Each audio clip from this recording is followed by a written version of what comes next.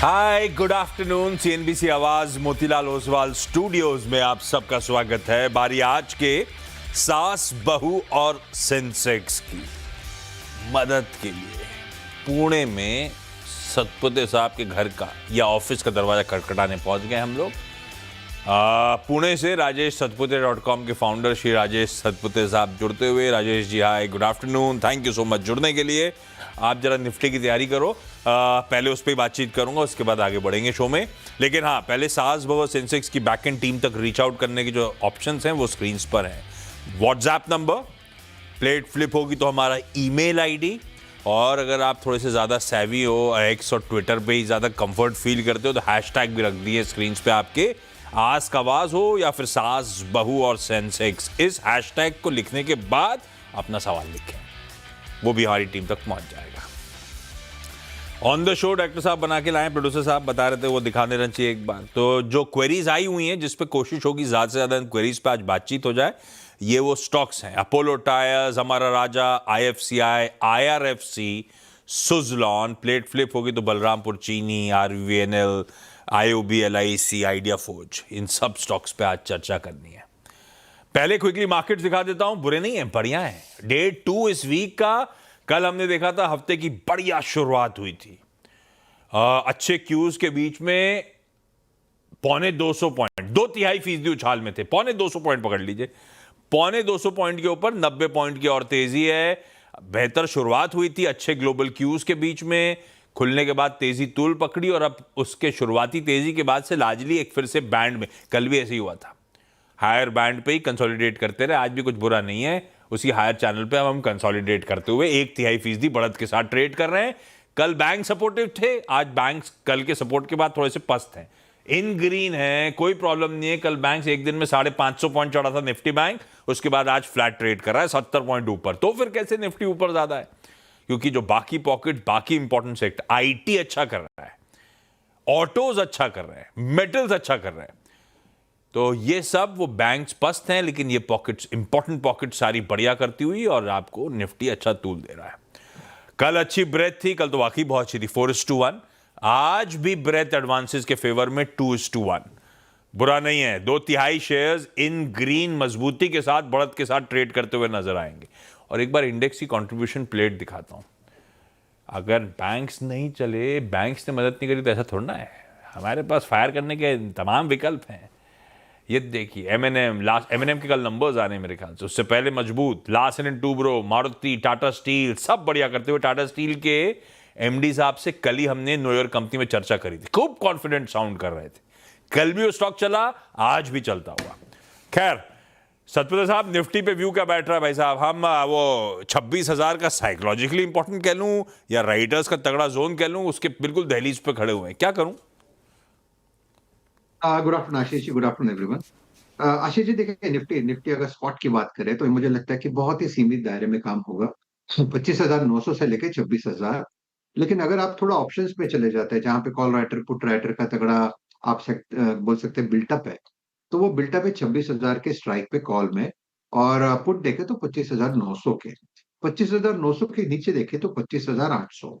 तो लगता है 25,800 से लेके 26,000, ये आज के लिए निफ्टी का एक ट्रेडिंग रेंज रहेगा, जहां पे आप ज्यादातर स्टॉक स्पेसिफिक मूव्स देखोगे। अगर निफ्टी आज 26,000 को पार करने में सक्षम होता है, प्रोबेबली सेकंड सेशन में, तो आशीष जी बड़े टारगेट्स अनफोल्ड होंगे। लेकिन वो बात बात की, लेकिन फिलहाल 26,000 ये रेजिस्टेंस है। हाँ, और वो सामने ही खड़ा हुआ है, तो थोड़ा सा वेट एंड वॉच मोड पे रखिएगा, एक इंपॉर्टेंट स्तर सामने खड़ा हुआ है। चलिए, सवाल जवाब के सिलसिले की बिना कुछ टाइम वेस्ट करे शुरुआत कर दी जाए। आज बिहार, पटना जाना है, यूके काशीपुर, अच्छा उत्तराखंड, यार डायरेक्टर साहब पूरा लिखा करो, कंफ्यूज हो गया था मैं। यूके के काशीपुर जाना है हमको, MP में सिंगरौली जाना है। सिंगरौली की लिंक अभी तक स्टैब्लिश नहीं हुई है, ट्राई कर रहे हैं डायरेक्टर साहब। और यूपी के ही मथुरा भी जाएंगे। सबसे पहले पटना चला जाए सुमन मिश्रा मैम के पास। सुमन मैम, गुड आफ्टरनून। सुमन मैम, क्या करते हो पटना में? कब से स्टॉक मार्केट में हो आप? कितना टाइम हो गया अंदाजन? सर, मैं 2003 से हूँ। नमस्ते भाई, 20 साल से ऊपर हो गए सुमन मैम। कैसा चल रहा है स्टॉक मार्केट? मजा आता है? खुद ही स्टॉक सिलेक्ट करते हो? कैसे होता है ये प्रक्रिया, कैसे होती है आपकी? जी सर, मैं खुद ही सारे न्यूज़ चैनल को देखती हूँ, फिर उस हिसाब से जो स्पेसिफिक होता है स्टॉक उसको ले उठाती हूँ और उनके बारे में जानकारी लिए एकत्र करती हूँ। उसके बाद इतने सालों से थोड़ा अनुभव हो गया है सर। 2003 में आपने शुरू करा। 2003 में तो सीएनबीसी आवाज था ही नहीं, फिर कैसे न्यूज़ चैनल देख जी। के करते थे? सर उस समय था चैनल सर, सीएनबीसी आवाज नहीं था, और भी चैनल थे टीवी उस 18 समय था। जो हाँ, हाँ, हाँ। टीवी 18 था, फिर जी ऐसे ही का भी कुछ पकड़ने की चैनल कोशिश था। कर रहा था, आपके पास जवाब तैयार था। खैर, सुमन मैम, पहला सवाल कौन सा? सर मेरे पास आरबीएनएल है और औसत प्राइस उसका 341 है ओके।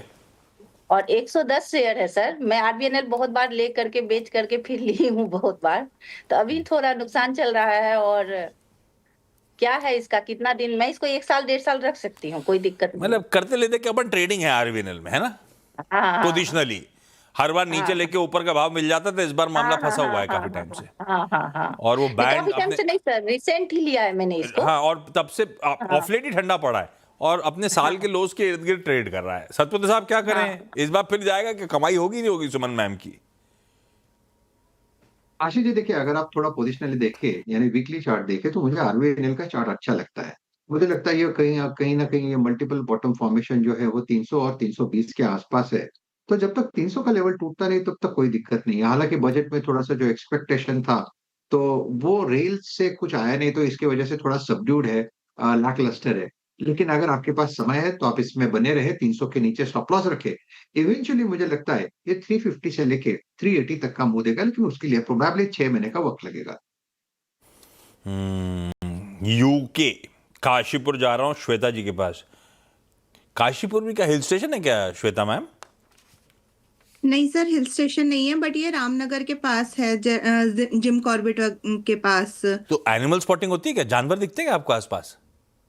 नहीं नहीं, ये हम मेन उसमें सिटी में रहते तो यहाँ जानवर नहीं दिखते, लेकिन हाँ नहीं तो यहाँ से वीरू भी अगर जाते हैं अपने घर पे तो बताते हैं कि वो पीछे बाघ दिखा, पीछे ये दिखा। उनके यहाँ तो ऐसा होता है, हाथी वाती आते हैं? वो सर खेत वगैरह के पास जिनके फार्म हाउस होते हैं उनके घर के आसपास हाँ, दिखते इनके हैं। फार्म हाउस होंगे, बताते नहीं है। श्वेता मैम, पहला सवाल कौन सा?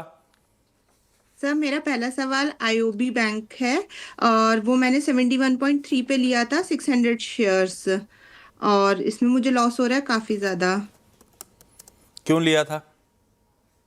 सर मतलब इसमें ट्रेडिंग का मन था, लंबा सोच, किसी ने बताया था लंबा रखो अच्छी कंपनी, क्या क्यों लिया था?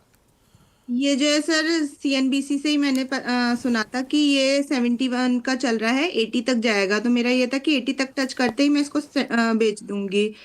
तो लेकिन तो ये और स्टॉप लॉस गिरता दिया चला होगा कि जिसने भी ट्रेड दिया होगा, स्टॉप लॉस नहीं लगाया?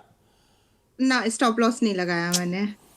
और ये वो, अच्छा, सरकारी बैंक में सतपति साहब क्लियर कट लेयर है। एसबीआई, कैनरा और ये सब जो है बढ़िया कामकाज कर रहे हैं।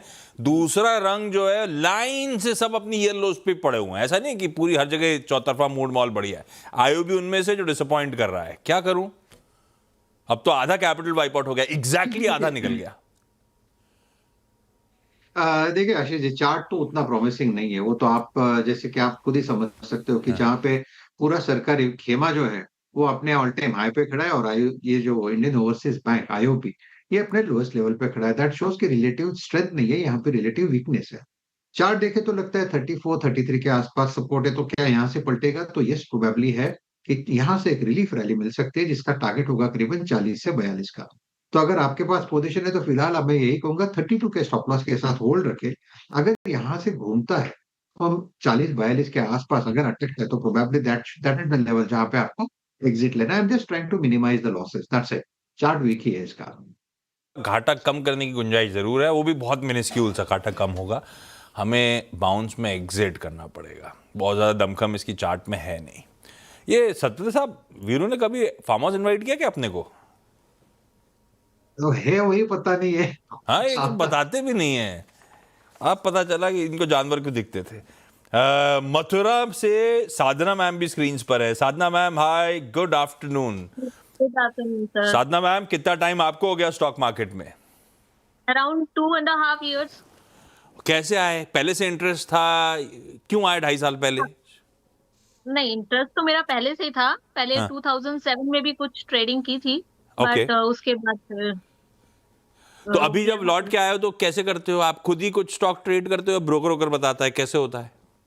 नहीं नहीं, जैसे आपके न्यूज हैं उसके थ्रू मैं जरा सर्च करती हूँ, हाँ, फिर फ्रेंड सर्कल भी रहते हैं, फिर न्यूज के थ्रू सारा कुछ ठीक रिव्यू बात वगैरह है। चेक करके फिर देन आई मतलब अपना होमवर्क करते हो, अलग अलग सोर्स से आइडियाज आते हैं, होमवर्क करते हो, फिर पैसा लगाते हो। बिल्कुल ठीक है। Yes sir. पहला सवाल कौन सा? सर अमर राजा बैटरी शेयर मैंने 200 लिए हुए हैं और 1310 पे। ये आपका आइडिया था या सर्कल का आइडिया था या चैनल का आइडिया था? किसका आइडिया था? सर रिव्यू था, एक्चुअली ये आ रहा था कि इलेक्ट्रिक कार की बैटरी वगैरह के रेट आएंगे तो वो उसके अकॉर्डिंग। नहीं, बात सही भी है कि ये और एक्साइड बड़े स्वीट स्पॉट में रहने वाले थे। दोनों वैसे बीच में परेशान काफी कर गए। हमारा राजा तो अभी हाल फिलहाल चला है मेरे ख्याल से डॉक्टर साहब, तब तो हालात सुधरे, 900 के ऊपर आया है। सतपुत्र साहब क्या करूं, मेरी खरीद तो 1300 रुपए की है। आशीष जी देखिए, मुझे लगता है इसमें ना पोजीशनिंग पोजीशनिंग जो हम कहते हैं ना, वो बहुत ज्यादा थी। इन एंटिसिपेशन की कुछ ना कुछ पॉजिटिव आएगा और इसका बेनिफिट, आई थिंक ये पोजीशनिंग का मारा स्टॉक है।